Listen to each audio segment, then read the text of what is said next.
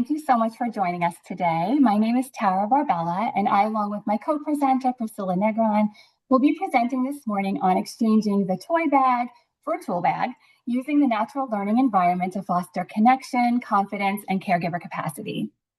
Just to give some background, Priscilla and I are both education clinical coordinators supervising a team of developmental intervention providers. Developmental intervention providers ourselves, we each still carry a caseload of kiddos that we see, as well as target evaluation team members providing initial, annual, and exit evaluations as part of the early intervention program at Children's Specialized Hospital. Our hope with this presentation today is that we can not only provide some deeper insight and understanding of the benefits of using the natural learning environment versus practitioner-provided materials in early intervention sessions, but to also encourage you to reflect on your own practice and consider new approaches that can strengthen your impact for the families you serve. Along with that, we hope to give you some practical tips to help you to begin to transition away from bringing in toys if this is something you've been considering. So let's hop right in. Here are some of the objectives we hope to cover in the presentation today. When we were first asked to present on this topic and told we would have a full hour to cover, my immediate thought was, oh, that's a long time. And I wasn't really sure if we would have enough to say. But once we started researching, it was clear that there's a robust amount of information and resources about the benefits of bagless therapy. It was actually more of a challenge to whittle it down. We decided to break the presentation down into two parts. So I'll be covering the first half of the presentation, which focuses more on the why bagless intervention is something you may want to consider if you're still bringing toys into the homes, while the second half focuses more on the how. So basically practical ideas and strategies to help get you there. I think the why is a good place to start because in order to commit to changing your approach, it's critical to understand and believe in and have conviction in what you're doing. I know for myself, typically when somebody tells me to just do something without explaining the rationale behind it, I have a hard time with it. So it really has to resonate with me and make sense in order for me to be motivated, especially when I'm making a big change.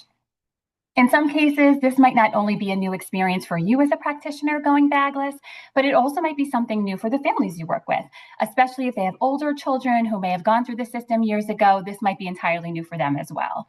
So as a result, parents might naturally have questions or even concerns if you come in without bringing in toys.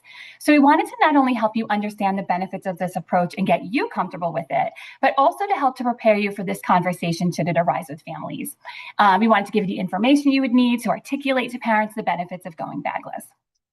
So let's take a look at some of the whys. So we're going to be both lists here. So why? We hope to cover today to understand how bagless intervention aligns with early intervention best practices, examine the unintended impact of bringing toys into sessions, address practitioner concerns about letting go of that toy bag, explaining bagless intervention to caregivers and how to advocate for this approach.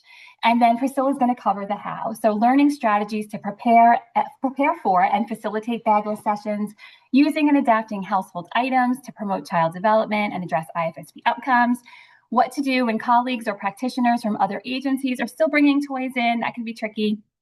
And some final food for thought, additional benefits of letting go of the toy bag. So we thought it would be nice to start by hearing from you. So a little poll here.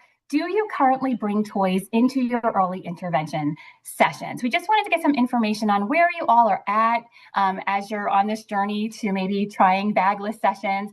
Answer honestly. I would say just type your answer maybe in the chat box below, just selecting the letter that best aligns kind of with where you're at in this journey. I promise you this is a no judgment zone. We just wanted to kind of get a feel for how you guys are feeling about this process and where you are along the lines of this continuum. We also recognize that it might not always be one specific answer, right? It can vary widely based on the day, based on the child and the family. So I would say just maybe selecting the one that best aligns with the majority of your sessions. So A, no, I only use what can be found in the natural environment. B, I bring in a few toys for security, but rarely use them. C, it's about 50-50. I bring in several toys, but I also like to use what the family has. D, I bring a toy bag to each session and typically plan sessions around those materials. I've heard of bagless intervention, but I'm not yet comfortable with this approach. And then finally, E, wait, I've honestly never heard of bagless intervention. This is completely new to me. So if you feel comfortable, and feel free to add any comments along with your answers. Okay.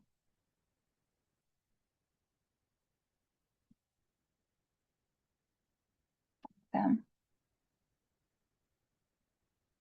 I actually can't see the answers. So I'm sorry. I think it's the view that I'm in. So, Um, Tara, it looks like for the most part, some bring some toys for security reasons, some 50-50, okay. and some say that their families don't have toys. Oh, And there are yeah. definitely some that say I don't use any toys in the natural environment. Okay, great. Thank you, Priscilla. Yeah, we're going to kind of hit upon all those marks too today. So let's start with the big picture. What is the mission of early intervention? So, Part C early intervention builds upon and provides supports and resources to assist family members and caregivers to enhance children's learning and development through everyday learning opportunities. So, really, basically, what are we doing here? What is our job? What is our role? I think sometimes we just get so involved in our day to day and getting things done that we might not always take the time to step back and really reflect on our role as early intervention providers. So I thought this would just be a nice way to kick it off, to get us all on the same page by looking through at early intervention through this kind of wider lens. And breaking down the statement, there's kind of two parts that really jump out. So the first is assist family members and caregivers. So again, and I know we've heard from some wonderful speakers already today that kind of also reviewed this, but essentially we're there to support the parent so that the parent can then best support their child. So we call that the parallel process, right?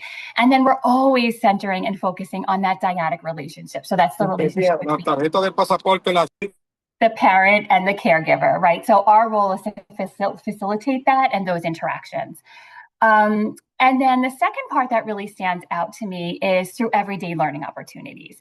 So, right off the bat, when I'm thinking of those key components, and then I'm thinking about a toy bag, I'm wondering, is that really the best way to support this dyadic relationship between the caregiver and the child? And is this really a natural learning opportunity for this family? So, will this parent be able to engage their child and recreate the situation or activity between the sessions where we all know the true intervention is and should be happening? But before moving on, I just wanted to pause here for a moment and quickly acknowledge that most of the great information that I'm sharing in this portion of the presentation came directly from a webinar hosted by Dana Childress out of the Virginia Early Intervention Professional Development website. I wanted to make sure to give her credit for her work in this area and would highly recommend that you check out some of the resources there. The website can be found at the end of the presentation today under the resources guide. And in fact, when preparing for today, to my surprise, I saw that Dana is actually presenting, I think, two different breakout meetings today. So what a small EI world. But anyway, so I love how in her presentation, she outlined best practices that we should be incorporating into our sessions when working with families. So these include family-centered practices. So family-centered practices recognizes that caregivers are the most important people in a child's life and play the central role in supporting the child's development. Key principles of family-centered practice include respecting the family's priorities, values, culture, and routines, and includes families in decision-making about goals, services, and strategies. Next is natural learning environments. So natural learning environments are the everyday places, activities, and routines where infants and toddlers typically live, play, and interact with familiar people. Basically, where children naturally spend their time and where they're typically most relaxed. Children experience thousands of learning opportunities each and every day, and a vast majority of these are not happening while sitting on the floor with a toy. Some examples of natural learning environments include, of course, the home, but all areas of the home, not just that living room or family room floor. These opportunities are happening in the kitchen, the bedroom, the bathroom, the backyard, the laundry room, the garden, all different kinds of spaces and places.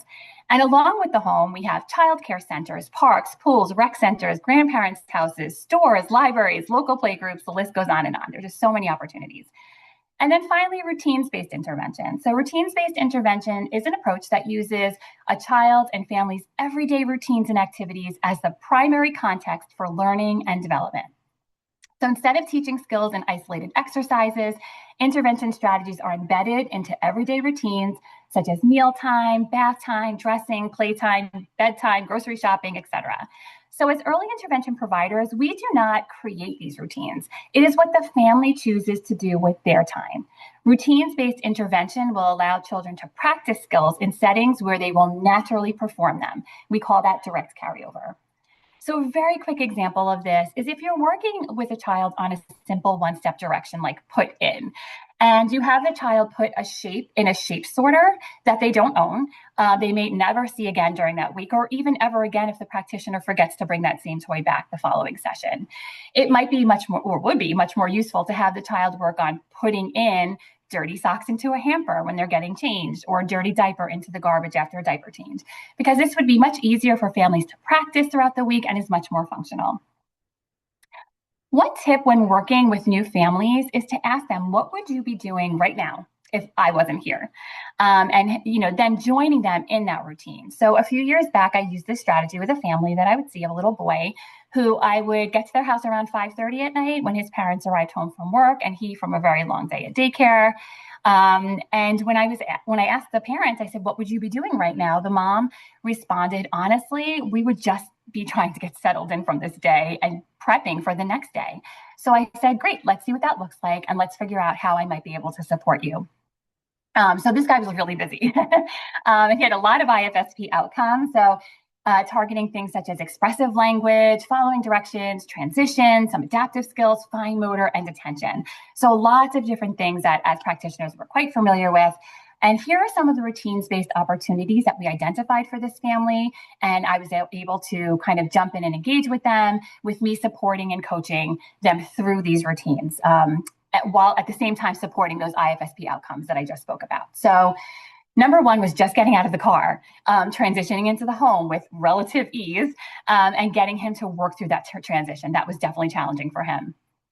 Putting his backpack, cup, and lunchbox away and throwing away the trash from his lunchbox. So his daycare used to send home like whatever he hadn't eaten that day so the parents could see what he had finished and what he didn't. So there we're working on following directions, taking off his shoes and placing them by the door. So some adaptive skills, again, following directions. Helping to pour coffee beans into the unplugged coffee grinder. This was a big coffee family. They were all about the coffee. But so he would help with mom. They would take the jar of beans and he would help her to pour them into the coffee grinder. Some of them would spill inevitably all over the place. And then he was using fine motor skills to kind of pick some of those up and put them back in or into the trash can. And then mom would take the coffee grounds from that morning and we would walk out to their back terrace. She had a bunch of plants back there. And he would help her to sprinkle the coffee grounds into the different plants. I guess it acts as some sort of fertilizer. I'm definitely not a green thumb, so don't ask me about that.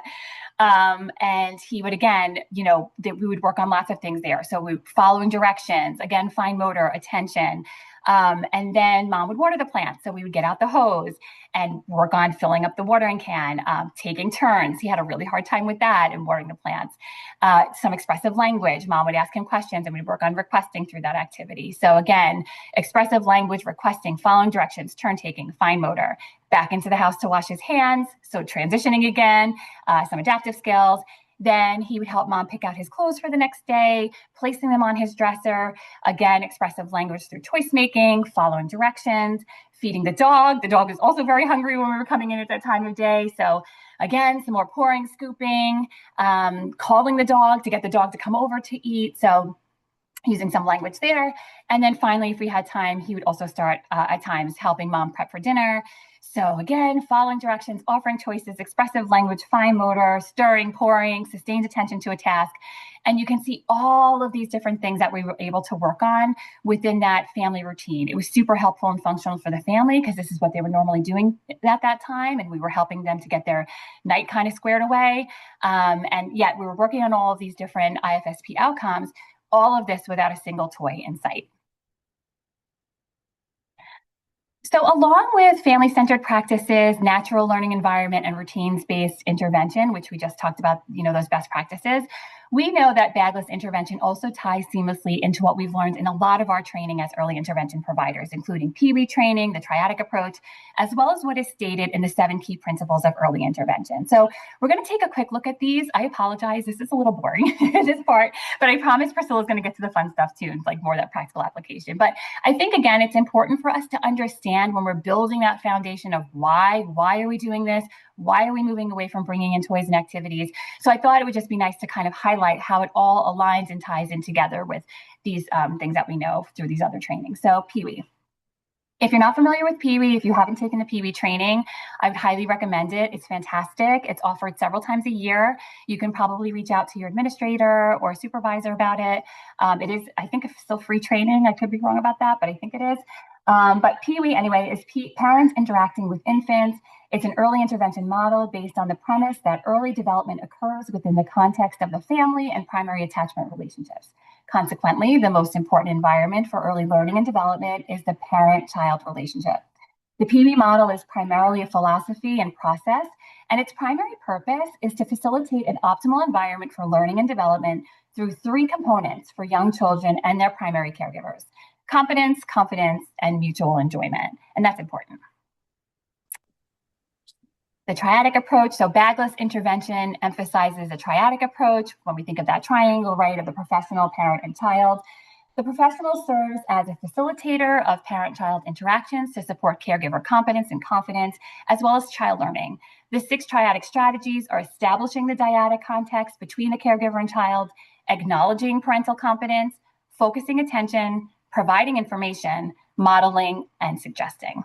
So again, thinking about that parallel process, right? Practitioner supports caregiver so that caregiver can better support the child.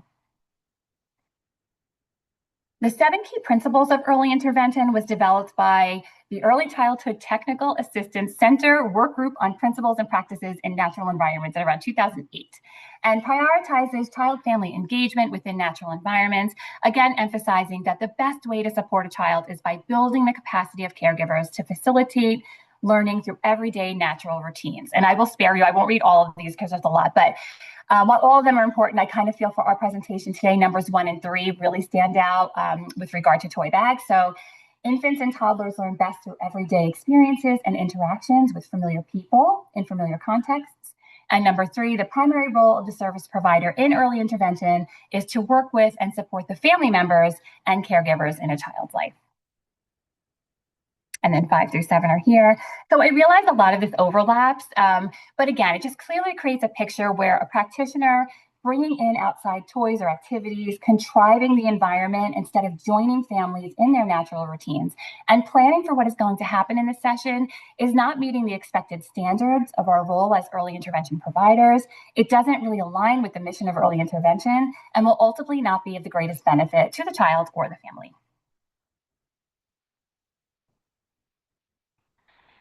So what happens when practitioners bring toys into sessions? What message are we sending to the caregivers? So a few things here. The toys make the difference, not the parent. You don't have the right toys. Intervention can only be provided by the practitioner in the hour that they are present. Store-bought toys are the magic wands that you need for your child to develop. Intervention can only happen when sitting on the floor with toys. When early intervention professionals bring in a toy bag and lead sessions as they target specific skills, parents may have trouble understanding their role within the sessions. Some caregivers find other things to do during the home visit, believing that the child benefits from interacting with the professional alone. The focus is on activities, not routines, and it reduces opportunities for authentic coaching. So some thoughts here, basically we're sending that message, you're not doing it right, only I can do that. And it sort of reminds me of like an old school doctor that used to do house visits, or even like an appliance repairman when they come in with their either medical bag or tool bag. It's like literally a visual representation of the professionals here. Step aside, I have everything we need, and you are no longer needed in this situation. And although we may have the best of intentions, we can easily undermine parent confidence by mistakenly sending the message that the practitioner and the toys are the agents of change and not the parent. In addition, when we take over these sessions, we're not giving parents ownership in the process, nor are we expecting any type of accountability of what's carried over between the sessions. How could we expect that of parents if we aren't engaging them and having them practice the strategies with us there? Remembering the triad, there are 3 parts, and the parent is an integral part of that. I remember years ago when my oldest son was getting ready to leave for college, I attended a parent workshop being held by some professional in the college preparation world. And I really don't remember a single thing from that presentation, except one thing that really stuck with me all these years. The woman said to us, even if you can afford to pay every dime of your child's college tuition, I strongly urge you to have them take out a student loan, even if it's just for a small portion. When students have skin in the game, it changes their feelings of ownership, accountability, investment, and pride in the process. it's a gift. Your child might not see it that way, but it is a gift. And we really, our families deserve the same. They deserve to be a part of the process and be on that team with us. As an evaluator, I have had parents tell me time and time again when I come in to do either an annual or an exit evaluation, my child will only play with Miss So-and-so, their practitioner. He or she only listens to Miss So-and-so and never listens to me. And that tells me that we have grossly missed the mark with that family. And we have done a disservice because we have not provided the caregiver with the competence or confidence to support their child when we are not there, which is truly unfortunate. So again, we're going to stop for a little poll here. Unfortunately, I can't see the answer, so Priscilla, I might need your help again for this. But the poll is, what do you feel is the number one reason toy bags persist despite what we might know about best practices? So many of us might know that it doesn't quite align with the early intervention mission and best practices, but there's something that's still kind of holding us there. So I wanted to kind of address the elephant in the room and kind of see, like, what is that barrier? What's holding you back? So read through the choices. Again, it might be more than one. I would say just pick the one that kind of is speaking to you the most in the moment. So far, you have a mixed C, A, there's one E, A, B, C, and then there's F. It looks like you have a good mix so far. Okay. B, Yeah. A and B, A, B, C, D. All right, so a nice variety. Okay, good. Yeah. All right, so hopefully the hope here is that we'll tackle some of these and make you feel maybe a little bit better about some of them. So the first one, A, is how I was trained, and I have received limited instruction and or support on how to transition to bagless sessions. So this is part of why we're here today, hopefully to offer you some of that support, a little bit of training, but there's a lot more out there. Like I said, when Priscilla and I first started researching about this topic, I was actually pleasantly surprised to see that there is a lot of information out there. Priscilla and I have both been early intervention providers for many years, in fact, decades between us. And we too were trained using toy bags. That's how we came into the system, and that's how we first, learned. And we get it, change is hard. I will be the first to admit that I was initially a skeptic. But once I did make the change, I saw firsthand the impact and the benefits of centering sessions around the natural learning environment. And I've never looked back. But I get it, change is hard and it can be scary.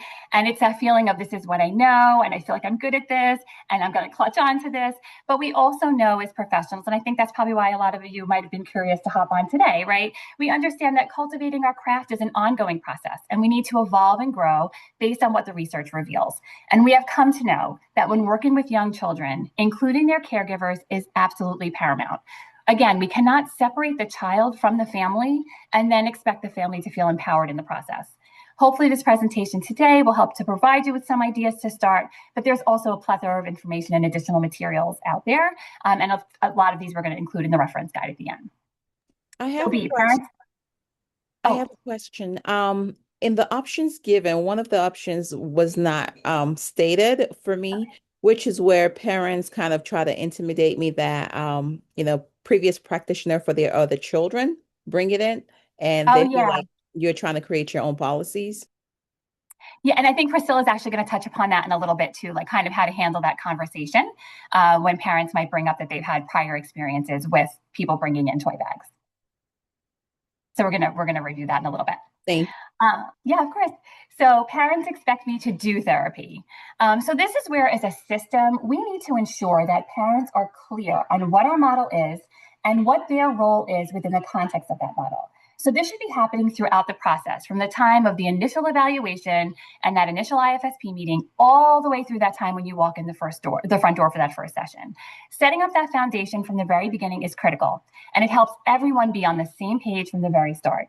It's so much easier to set that stage from the beginning and work from there versus trying to backtrack once you've brought the toys in, which can cause some confusion, right? So really making sure that everybody's on the same page from the onset. See, the family doesn't have toys or books, and I feel intimidated about having to think on my feet. So what can we do with the family that doesn't have toys? But first of all, we have to realize that many children in a variety of cultures in this country and around the world do not have store-bought toys, manufactured type plastic toys. Yet the children develop, they learn, and they thrive. So as touched upon earlier, the most important component for learning for very young children, we're talking infants and toddlers, is interactions with caregivers within routines. Toy play is still important and it has its place, but it's certainly not the only routine we should be using for intervention. Again, think back to all of those natural learning environments and routines-based opportunities. Of course, if toy play is something that the family would like to prioritize and focus on, but they don't have any toys, that should absolutely be addressed. And Priscilla is going to touch upon that in a little bit. She's going to share a bunch of ideas on how to use items found in the home to promote play. But again, these would be materials that are found in the home and then also left in the home. So it's not something we're bringing in and out. D, the children love the toys and the parents appear happy that I can keep their child engaged. Well, yes, of course. Any child is going to be excited and engaged with a brand new shiny toy. Who wouldn't be, right? But getting back to our role and the mission of early intervention, does entertaining a child with novel toys and activities provide family-centered practices in natural learning environments focusing on family routines? Remember, that is what we are here to do, and that's what we need to also explain to parents as well. So while it may feel overwhelming at first, freeing yourself from the toy bag is actually going to open up the door to a wider variety of more meaningful opportunities to support families in ways that, again, centers on their priorities, their values, their routines, and their resources. And it will set the stage for fostering parent confidence and deeper child-caregiver connections. Option E, I need structure. Toys allow me to plan and prepare ahead of time. Oh, I feel this one to my core, to my bones. I am someone who craves structure in all aspects of my life, but certainly in my work. But you will realize once you start moving towards a more collaborative and routines-based intervention style, you'll see that the toy bag naturally fades out. You're still going to be able to prepare and plan, but it's just going to look a little bit different. So it's not going to be in the form of loading up and lugging a toy bag. Instead of planning what toys and activities to bring in, it's going to be a collaborative process where you and the caregivers plan for future sessions together by focusing on a routine that they would like your help with. This may mean, having a meal prepared to practice utensil use or communicating a choice, having a sibling present to work on reciprocal play and sharing, maybe meeting at an entirely different location, such as the park, to work on some of those gross motor skills. It's about meeting and supporting parents and children in meaningful spaces with meaningful experiences. These are just some examples, but the key takeaway is that you just want to support families in troubleshooting, identify challenges in real time, so that when these situations arise for the family, they can continue to practice these functional strategies even when you're not standing by their side. So let's take a look again at some of these main concerns and reframe them. I'm thinking like this is sort of like a pep talk. So these are just some ideas to keep in mind as you hopefully begin to transition away from bringing in that toy bag, and how we might be able to have a little bit of a different perspective, look at them a little bit differently. So again, no materials. Okay, so every home and every family has routines and every house has objects. It may require some detective work and getting a little bit creative, but you absolutely can look for and find these opportunities for connection. And of course, anything that's sensory social based, social games, things like that, you don't even need materials for those things. The child won't engage. So start with their interests, right? Maybe, thinking about using a strengths-based approach. Every child is good at and interested in something. Start there. You may consider using an interest and preferences survey to springboard some of these ideas if you and the family are having trouble identifying what these may be. Using the child's natural strengths and interests is also very neurodiversity affirming. I mean, who are we to come in and say, you need to play with this toy and enjoy it in this way on these terms? By tapping into what a child is naturally interested in, of course they're going to engage because it's something that they like. Parent expectations, setting the stage through communication. So again, this is getting back to setting that stage for our model in early intervention and what that looks like, circling back to make sure the parents are clear from the get-go on what family-centered coaching looks like, what the early intervention mission is, and what their role is going to be in and between, equally as important, the sessions, very important. Need structure. So the coaching framework can be your very best friend. It can be applied to every routine and caregiver coaching opportunity. It provides a nice template to work from if you are someone who needs a working plan. And I'm not going to go into the coaching cycle today. That could be an entirely different webinar, but I will say, initially when we put this presentation together, I have a note here that said you can reach out to me if you want more information about the coaching cycle, which is the joint planning, observation, action, practice, reflection, and feedback. But Dr. Sexton did an amazing keynote presentation this morning talking about coaching. So I would just direct you right there because it was amazing. And then finally, discomfort. So unfortunately, yeah, that's to be expected, just like anything else. It'll become easier the more you do it. New things, again, can be scary and hard. But sometimes the most meaningful growth as a professional comes from being willing to feel uncomfortable, staying curious, and continuing to learn. Finally, as I'm wrapping up my portion of the presentation, I hope you leave feeling able to recognize the meaningful benefits of moving away from the toy bag and towards more natural, relationships-based sessions. When we shift our focus to using the child's existing environment, daily routines, and caregiver interactions, we create space for stronger parent confidence, deeper connection, and more sustainable progress. Transitioning away from the toy bag may feel like a big shift because honestly it is, but you can absolutely do it. It is a process, and the goal is not perfection, just growth. This is what we tell our families each and every day, and we should be offering ourselves the same exact grace when learning something new. Expect that it's going to take a little bit of time and practice. So Priscilla is now going to talk more about the process and practical side of how to do this as you're beginning to embark on this paradigm shift. Thank you so much. Okay. So I'm going to start sharing my screen, but I just wanted to say that I'm listening and understanding everything that you guys have put up on the chat. So I might jump around. Out of the two presenters, I'm probably the one that will jump around and say things all over the place because I really enjoyed reading what you guys were saying. And Tara, same thing. I'm going to need you to read what they say in it. So just a little bit of a history, because I know we're used to using the bag and carrying the bag. I've been in early intervention for over 28 years. I started as an intern in Chicago at a place called El Valor. Back then, early intervention was group-based, center-based, and home-based. So my day would look like I would have to set up a therapy room in the center, or I would grab an IKEA bag and go off to my sessions. Or back then we had groups with an OT, a PT, or speech therapist, and we would set up that session. Fast forward a couple of years after I got my master's, I moved to Jersey and I worked in St. Joseph's up in Patterson, where they did not do evaluations. They were mostly home-based and group-based. So we had a toy room where we would grab items from the back and go along on our merry way in individual sessions, as well as we had group back then. Once I started transitioning out of St. Joseph's and going out to Children's, I think group was being phased out of EI. So at Children's, there was no toy room, and pretty much, we kind of just saw kids on our own. So I had my own bag of goodies that I used. To where I'm at now, I'm still at Children's, but a different county. And over here, the bagless option was kind of stressed. So I went cold turkey. I'm not saying that that's what I recommend, and I'll give you some strategies not to go cold turkey right away.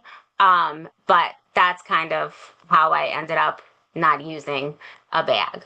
So, yeah, I remember group-based. It was, and transportation, good times. I found the chat. So how do I explain to the families that I'm coming in, without a bag? Oh, this isn't changing. Robert, this isn't changing the slide. Tara.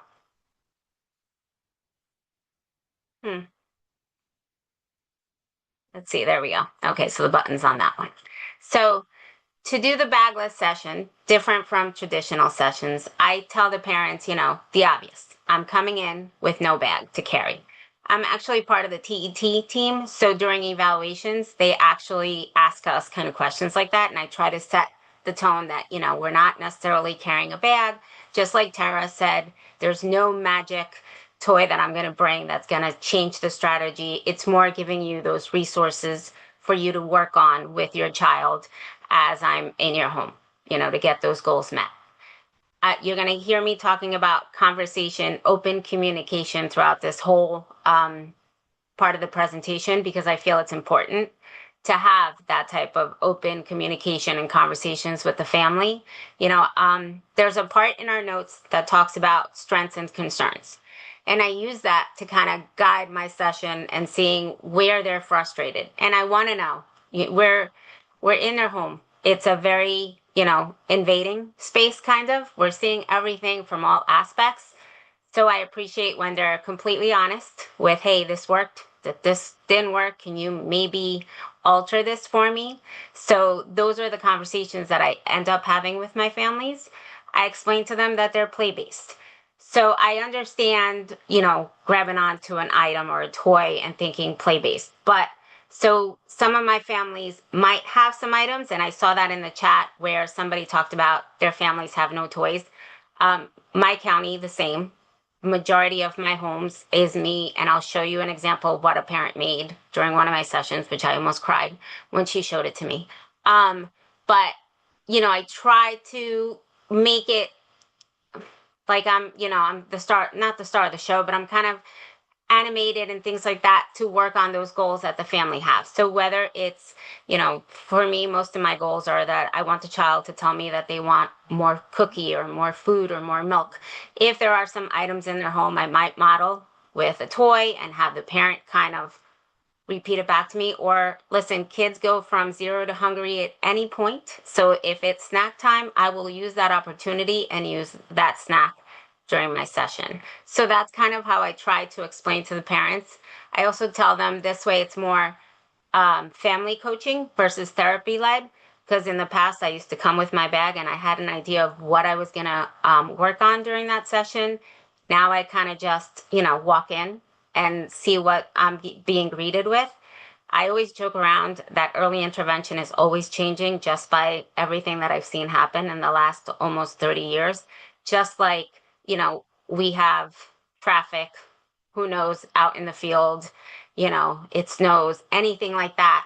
So for me, it's kind of fly by my seat type of sessions, and try not to prepare anything. And while we're sitting, I might just kind of inch the toy to the parent and say, now you try. Or the snack or whatever item and say, now you try, so they can model that they understood and they can tell me, again, back to that conversation of what they liked and what they didn't like. Now, how to plan for a bagless session. Like I said, I went cold turkey. I don't recommend it, but honestly, for me, it was the best way to go, because if I slowed it down, I probably would have slowed it down forever. But there were so many strategies online to kind of get rid of items in your bag. So when I worked at Children's initially, I used to have a bag in my car. I actually had 3. So I had 3 bags. I had one bag that was developmentally appropriate for children from birth to 1. Then I had one from 1 to 2 and one from 2 to 3. Now this got a little cumbersome because I started having my own family, and you could imagine my trunk was full. So letting go of the bag was kind of an aha moment for me. So some things that I could recommend to you is kind of letting go of some items. So this week you plan on having 3 or 4 items in your bag, and go down to 3, go down to 2. Slowly but surely you'll get there to not using any items in the home. I will also talk about COVID a lot, because I feel, for me at least, COVID was instrumental in not having anything in my bag of ideas or tricks. It was more kind of fly by the seat of the session, because the camera would go on and we would work with those families. So I can remember that I had 2 sessions during COVID that really stuck out to me because we planned activities the week before. I had a family who wanted to work on baking cookies. So we kind of made a communication board with like pictures of what she was going to use, and she had it set up. And I kind of coached her as she was doing her session to get the little girl to talk, as well as one session where the parent told me, going to the park and getting home is awful. I need to learn how to do transitions. Sure enough, we went along in the phone. I was watching what she was doing and giving her strategies to kind of work on that. So that's something that you can do. Or you can say to the family, have something ready for me next week. I know Tara spoke about using community outlets, and I'm big on that. I recommend going to the parks in the summer, any library, things like that, plan, because those are also parts of their routines that they may not be doing because they're afraid and they don't have the strategies to go out into the community. So always ask them, do you want to try something new? You can leave your toy bag in the front when you walk in and just kind of drop it and follow their lead and start asking questions and, kind of go along and do the session. You can bring an empty bag and fill with household items that the family has or they enjoy playing. And you can just join along in their routines and refer to the goals and kind of create strategies that will go towards that. So those are some strategies that we're out there recommending, that you get rid of the bag if you don't want to get rid of it cold turkey. It's that. And now we get to the fun part, which I'm going to ask you guys to kind of chime in the chat. I loved what I saw. There was one person that said that they leave like macaroni. There was also one that talked about making toys and you leave them at the home. So, and again, I'm going to refer to COVID. I can tell you that when I looked at Instagram during COVID, there was two strategies that kind of stuck out to me. And the ones that I can remember the most are, there was a parent, and I don't know why, but this was like mind blowing at the time, that took Cheerios and crushed it and made it a sensory component, and there were things hidden. And they talked about, talking about what was in the Cheerio because it's non-toxic. They can eat it. And that to me was like groundbreaking back then. And then there was one parent, which I wish I would have saved this post. They took Amazon boxes. Right. It is a great, I'm going to show you. I love the chatting. You can do that with graham crackers also. So when we say, that a parent may not have a toy in the house, there's other things that we can do. And honestly, it blew my mind. I also found a post where a parent took Amazon boxes and made a kitchen that was phenomenal out of boxes. And I was like, oh my God. And I didn't save that post, but it's still in my head 6 years later. So all those things are things that you can, work on. These are just some ideas that I came up with, but I'll look in the chat. If there's something that you thought you tried and you wanted to say it, by all means. Yep.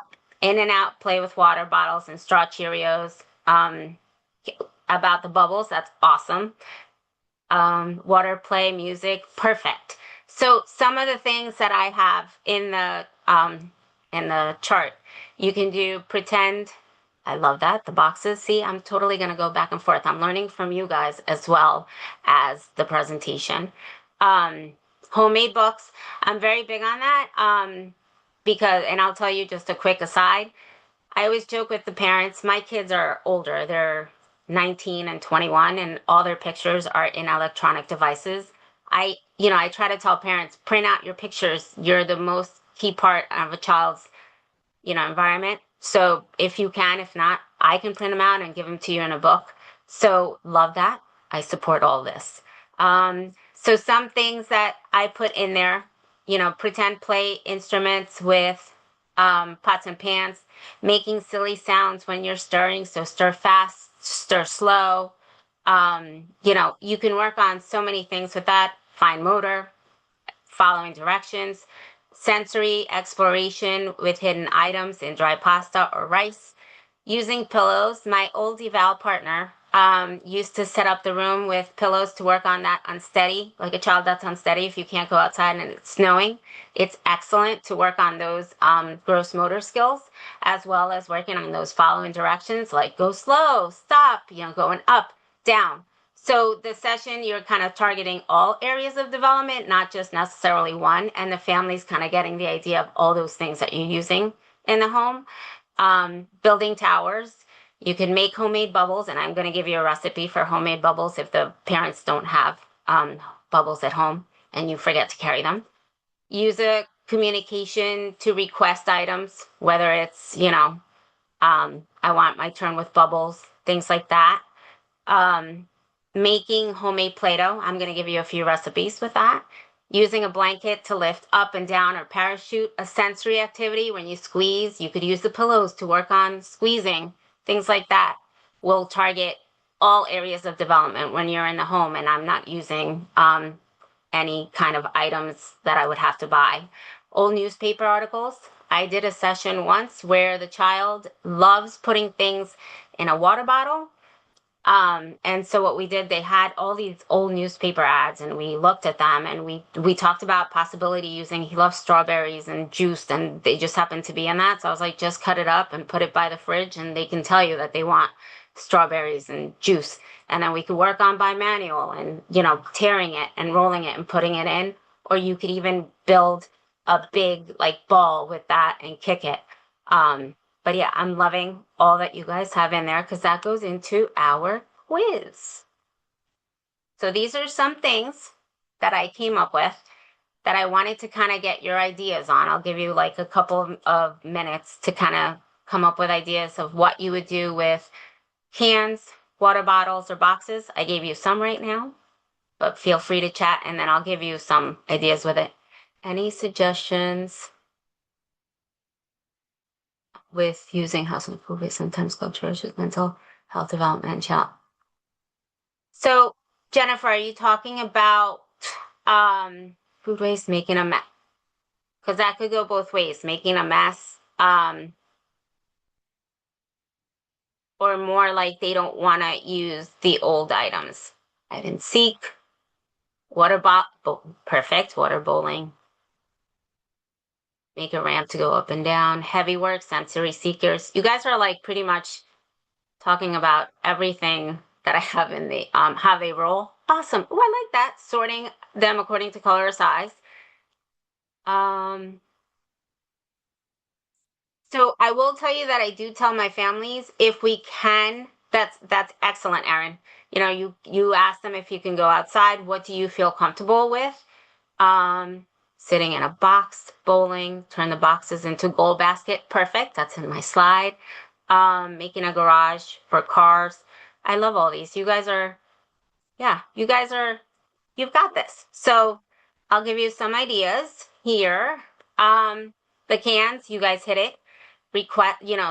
Stack them, requesting a can, saying up, down, knocking it, making it a drum, hitting it. Music is a big part of their lives, you know, so you can sing whatever song to a tone, reaching up and down. I'm big on those, you know, squatting and motor parts of development because these little kiddos are constantly moving. So why not putting it in an activity?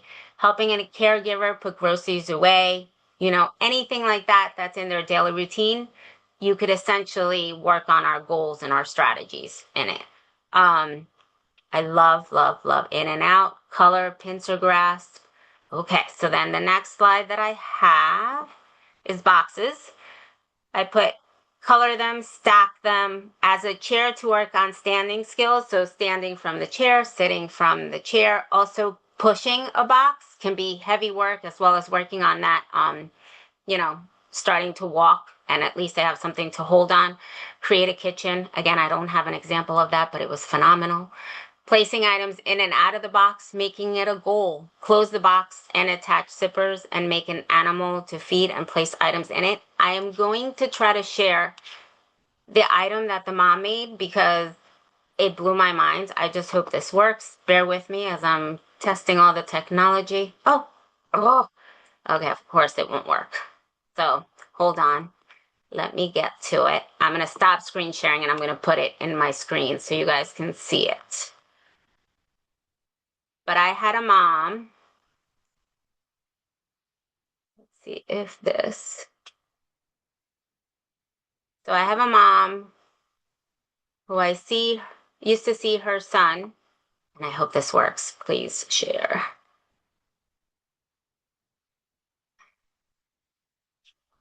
You guys could tell me if you can see it. You can see it, right? And it stopped playing. Okay. So that is a box that one of my moms made. I went in one session and she came back and this is what she did. That's a sensory side. The shoelacing, I'm not sure what she was going for, but that's fine. Listen, she made it. I didn't know she wanted to have the child like lace the shoe or anything like that, but this is all sensory. The chicken we would feed, she has zippers and snaps. The water bottles, he liked to put little things in it. So she would unscrew it and put little items in it.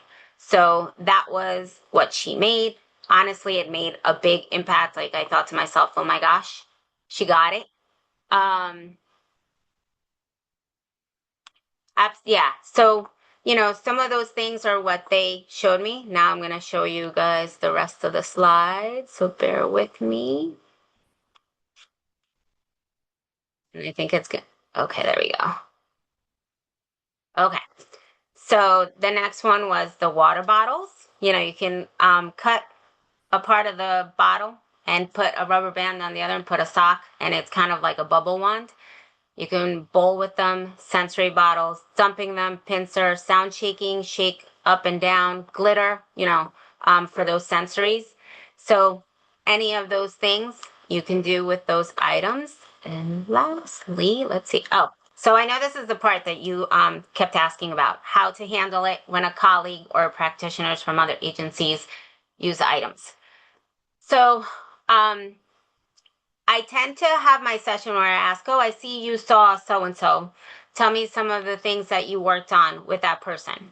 And they might tell me that so and so brought items to their house, and they're kind of figuring out how to work on a goal with the child, and they're not quite sure. I might modify some items so that they can work on the same goal with the items in the home. I would never talk bad about another provider. I talk about open conversations. We're part of a team, so you should feel comfortable with asking other staff or other providers, questions. Hey, how did it go? Do you have some ideas for this? And kind of talk to that other provider. I would reach out, discuss what the challenges are for both the parent and you during the session. Like, hey, how do I modify this? Discuss the reasons why you don't necessarily bring items in the home. I'm trying to catch with the chat. Sorry. We don't bring anything into the home. The only item that I bring into a home is when I'm doing an evaluation.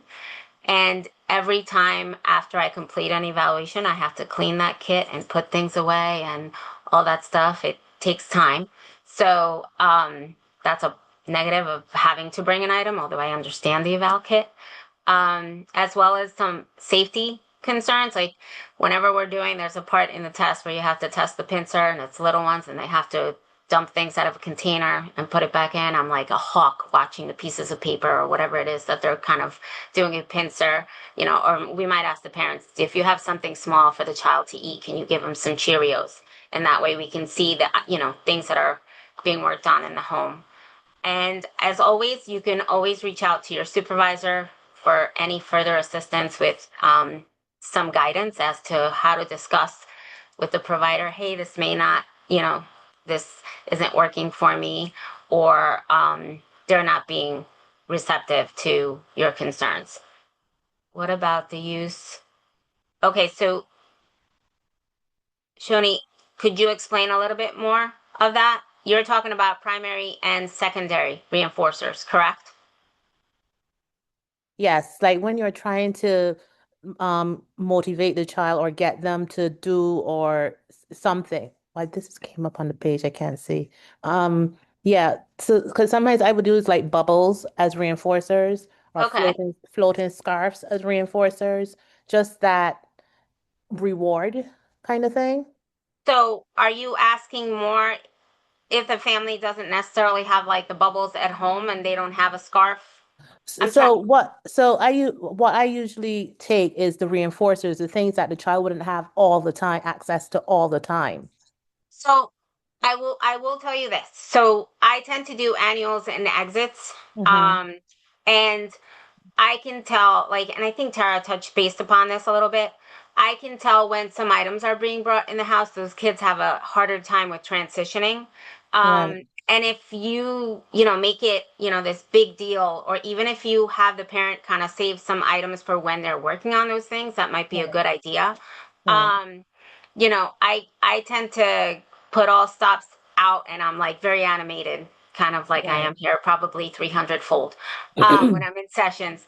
But, you know, I just try to get the child's attention as well as the parent. The parent is the one who's gonna be there. They're the agent of change. It's not necessarily us. We're Right. giving you the strategies. So it's a way to reinforced and have the parent kind of feel empowered and doing those strategies. So I would, kind of shift over and put it more on that family coaching. Because I introduced the reinforcers and show the parent how to use them as a transition. And I also encourage them to, and I also teach them how to assess reinforcers, as well as to have like a little pencil case with your own, whether it's the Hot Wheels car or, if the child lay down in the street and doesn't want to get up, you can pull out this little Hot Wheels car and like, here you go. So I kind of empower them to have that little purse that they keep in their bag all the time in the event of somewhat of an emergency where you need that child to do something right now, that little thing that will get them up and moving. So, Okay. I try those are generally the things that not necessarily toys to play with, but if you need that extra push, like I always walk with a reinforcer bag when I'm going to the park or something like that. Oh, And I kind of tell mom, like, how to assess and to have her own thing so that when she's doing it, she's able to kind of pull the child back in when, it's difficult. right. So I mean, that's where I would focus on the mom. Like, hey, mom, do you have your toys? Do you have your items that he likes? And kind of shift over kind of that triad that Tara was Right. talking about and shift it that way. Um, so that's how I would kind of do it. But I have to tell you, I don't bring anything. It's just me and my laptop on my merry way to the sessions. Um, So, and I'll go over, I'm going to wrap up a little bit because it's almost time, but the positives of the bagless session, it's more of that family dynamic, the triad. Again, open communication between you and the family. Carry over during daily routines might be easier for the families. I can't tell you how much of a gift for me it is. If I'm there from the initial evaluation and I actually get a case that's one that I did to see them when they're transitioning out, to think of where they were in the beginning and how much they've gotten empowered and continue to do the strategies and feel confident, that's when I know, okay, I've done my part. So these are some strategies that I work on, and I kind of want to leave the family empowered and continue to be on their path. The fun and tongue-in-cheek ones are, you don't need to clean items. Again, it can take forever. I was like, take it 15 minutes. So if you do 6 kids out of a day, that's an hour and a half. That you could do all that stuff. Less stress on your back, so you're no longer carrying that IKEA bag that we used to carry, and no need to budget on toys and spending because you used stuff in there. So I joked around that you could use it more for gas or for snacks in between sessions. So that's that. The resources that I wanted to give you. Every day, early intervention in the kitchen. And the next slide has the links for you. That's the early intervention resources in Illinois has a bunch of stuff of things that you could use at home. How to make homemade bubbles. I put the link in there. And how to make Play-Doh without cream of tartar, because I know like that's one of the big ingredients. I found one that you didn't. And I cannot stress enough, social media like blew up, especially during COVID. I tend to send my coworkers like, oh my God, look at what I found. These are just some pages that I have saved in my Instagram that talk about some of those strategies that you can work on or just with items in the home. So that's where that is at. And those are the links for you guys. And then references. And that's our information. Honestly, I can talk about this forever. And if it was easy it wasn't that easy, but it's a quick transition. Feel free to reach out to either one of us. This is what we do day in and day out. I don't know if you have any questions or anything. Thank you guys for coming.